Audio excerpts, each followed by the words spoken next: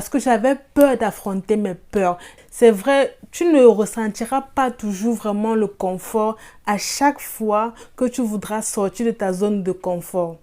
Si par exemple tu essaies de parler en public et que ça ne marche pas du premier coup, ne te dis pas que tu es nul, dis-toi que tu as du potentiel. Depuis des années, j'ai vraiment des difficultés parce que je veux réellement sortir de ma zone de confort. J'ai essayé tellement de méthodes, mais ça n'a pas fonctionné. Et du coup, à un moment donné, je suis perdue parce qu'aujourd'hui, j'ai 20 ans et je me demande bien quand est-ce que je vais vraiment sortir de ma zone de confort pour aussi faire les nouvelles choses et avoir des résultats différents parce que j'ai l'impression en fait que ça fonctionne uniquement pour les autres parce que mon entourage, certains membres de ma famille, lorsque j'ai l'occasion par exemple de causer avec eux, ils me disent que oui, ils ont sorti de leur zone de confort, ils ont juste eu un déclic et c'était tout. Alors que moi, depuis des années, je trame, je fais des efforts, mais j'arrive pas. Et à un moment donné, sincèrement, ça me démotive et c'est pour ça en fait que parfois, j'envie les autres.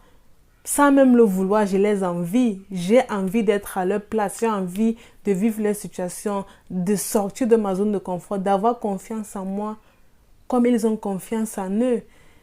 Mais malheureusement, c'est difficile et je ne sais plus vraiment quoi trop faire. La question qu'il faut se poser ici, c'est comment est-ce que tu as essayé de sortir de ta zone de confort? Est-ce que tu as réellement essayé? Est-ce que tu t'es réellement donné les moyens d'atteindre cet objectif-là, qui est en soi de sortir de ta zone de confort? Ou bien, tu as juste essayé à l'aveuglette pour te dire que bref, heureusement, quoi qu'il arrive, heureusement, j'aurais essayé. J'ai quand même essayé et de cette façon, je ne peux pas avoir de regrets. Et c'est en fait ce que la plupart des gens font. Est-ce que tu as réellement essayé en te donnant tous les moyens de vraiment sortir de ta zone de confort?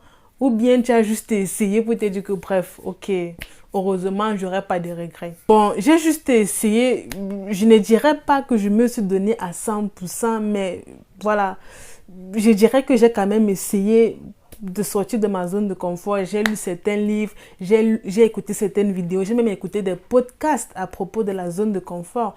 Mais ça m'a pas vraiment toujours aidé. Donc du coup, je suis un peu perdue quoi. Donc, maintenant après, je ne sais pas si c'est moi qui ne fais pas les choses bien ou bien c'est moi qui n'arrive pas à mettre en pratique les différents conseils que je vois chaque jour, bien les différents conseils que je reçois chaque jour. Et c'est ça en fait qui me rend confuse. Déjà la première erreur, c'est que en essayant, tu ne t'es pas vraiment donné à fond. Donc du coup, tu as juste essayé pour te libérer du regret. Donc c'est ça qu'on retient de un. Et de deux, ce n'est pas parce que tu utilises beaucoup de supports ou bien ce n'est pas parce que tu te documentes beaucoup plus sur un sujet que cela veut automatiquement dire que cela va t'aider.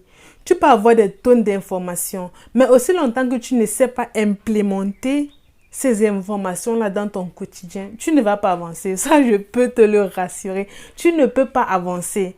Parce que certes, tu as écouté des podcasts, tu as lu des livres et tout ce qui s'ensuit, mais qu'en as-tu fait de ces différentes informations que tu as reçues de ces différents matériels? Rien.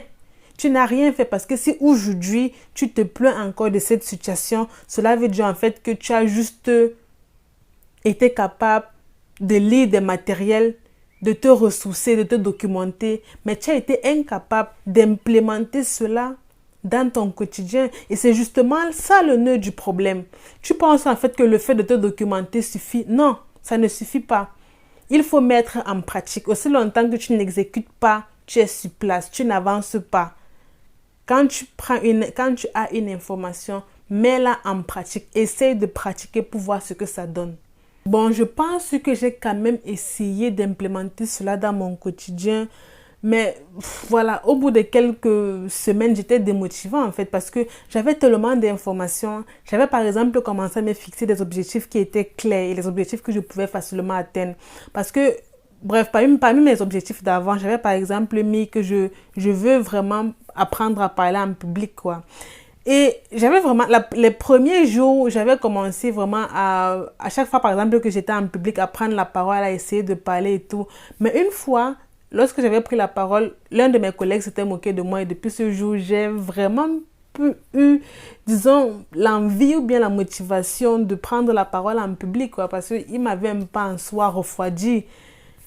Et Voilà. La question que je veux te poser ici, c'est est-ce que tu veux sortir de ta zone de confort pour faire plaisir à tes collègues ou bien est-ce que tu veux sortir de ta zone de confort pour te faire plaisir à toi? En fait, sincèrement, qu'est-ce qui est important pour toi? Pourquoi est-ce que tu veux sortir de ta zone de confort? Et ce que je remarque ici, c'est que tu n'as pas établi les bonnes bases. Ton pourquoi n'est pas assez fort. Pourquoi est-ce que tu veux sortir de ta zone de confort? Pour faire plaisir à tes collègues, pour que tes collègues t'aiment ou bien pour renforcer l'amour que tu as pour toi-même? Je ne sais pas si tu as déjà cherché à répondre à cette question-ci parce que je pense que ça c'est le nœud, ça c'est la clé. Pourquoi est-ce que tu veux sortir de ta zone de confort? Est-ce que ce sera bénéfique pour toi ou bien ce sera bénéfique pour tes collègues?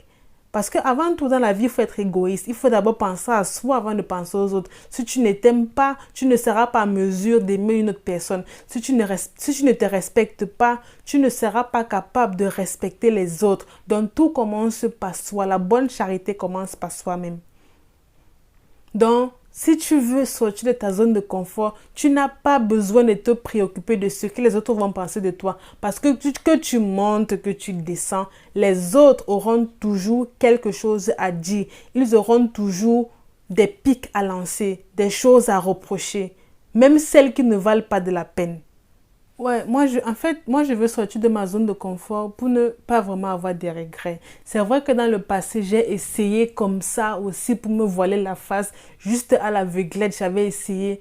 Mais vraiment, aujourd'hui, je veux vraiment prendre les choses en main. Je veux vraiment être responsable de ma vie. Dormir le soir en étant fière de moi, me réveiller le matin en ayant la motivation nécessaire, la détermination et l'inspiration nécessaire pour pouvoir affronter la journée. Et c'est ça en fait qui me manque. Parce que régulièrement le soir quand je dors, j'ai des regrets. Je me dis toujours, si j'avais osé aujourd'hui, si j'avais pu prendre la parole en public, si j'avais pu dire à cette personne réellement ce que je pense, si j'avais en fait essayé de faire un petit pas vers l'avant, c'est qu'actuellement je ne suis pas en train de regretter. Et c'est en fait une situation qui est très commune chez moi. En fait, ça m'arrive presque tous les jours et vraiment, j'en ai marre. C'est déjà vraiment un pas vers l'avant parce que là, tu essaies déjà de déterminer tes peurs, d'identifier en soi ce qui t'empêche d'avancer. Et toi-même, au fond de toi, tu sais ce qui t'empêche d'avancer. Donc, à partir d'aujourd'hui, prends la décision. Prends la décision à chaque fois de te remettre en question. Prends la décision à chaque fois d'affronter tes peurs. Parce que l'une des peurs que tu as, c'est de dormir le soir avec des regrets. Tu as peur chaque jour de dormir avec des regrets. Et qu'est-ce que tu vas maintenant faire pour éviter de dormir la nuit avec des regrets? Tu passes à l'action. Tu ne réfléchis pas. Parce que ta vie, tu la vis pour toi. Tu es là parce que tu as une mission bien précise à accomplir. Tu es là parce que tu as des rêves à réaliser, une histoire à écrire, des gens à inspirer. Et pour atteindre cela, tu dois commencer en fait par sortir de ta zone de confort. Parce qu'à partir du moment où tu sors de ta zone de confort, tu as confiance en toi. En fait, tu évites de te préoccuper de ce que les autres vont penser de toi. Mais tu te concentres d'abord sur toi, sur ce qui est important pour toi, sur tes valeurs, sur tes principes, ce que tu vaux, ce que tu veux atteindre, tes capacités, tes compétences et tout ce qui s'ensuit. Donc en fait, tu as juste la clé entre tes mains. Passe à l'action et le reste suivra. Je voulais te remercier parce que là maintenant, je viens en fait de comprendre pourquoi est-ce que je n'arrivais pas réellement à sortir de ma zone de confort. Parce que j'avais peur d'affronter mes peurs, j'avais peur d'affronter mes erreurs, j'avais peur de prendre les responsabilités entre mes mains. Et à chaque fois, par exemple, que je faisais des erreurs, j'avais peur d'apprendre de ces erreurs-là parce que je repoussais toujours mes erreurs. Je ne voulais pas les affronter. Et par exemple, à chaque fois que j'essayais de sortir de ma zone de confort et que les choses, par exemple, ne se déroulaient pas comme prévu, je me repliais sur moi. En fait, je ne cherchais pas vraiment à savoir pourquoi est-ce que ça n'a pas fonctionné, pourquoi est-ce que ça n'a pas marché. Et c'est comme ça, en fait, que j'ai refoulé les choses. Et c'est pour ça qu'aujourd'hui, je me trouve dans cette situation. Bon, voilà. Ok, je tiens juste à t'encourager et à te conseiller d'être vraiment persévérante. C'est vrai, tu ne ressentiras pas toujours vraiment le confort à chaque fois que tu voudras sortir de ta zone de confort. Donc, sois persévérante, Cultive la résilience. Sache en fait que tu ne dois pas abandonner à chaque difficulté. Sache que tu dois essayer à chaque fois de donner le meilleur de toi. Et n'oublie pas qu'au fur et à mesure que tu avances, tu dois te récompenser. Tu dois pratiquer l'auto-affirmation. Si par exemple tu essaies de parler en public et que ça ne marche pas du premier coup, ne te dis pas que tu es nul. Dis-toi que tu as du potentiel. Tout le monde fait des erreurs et ce n'est pas cette erreur-là qui va t'empêcher d'évoluer. Si tu ne parviens pas, par exemple, à pouvoir regarder quelqu'un droit dans les yeux et parler parce que tu n'as pas confiance en toi, parce que tu as peur de faire des choses que tu n'as pas l'habitude de faire, ne te dis pas que tu es une incapable.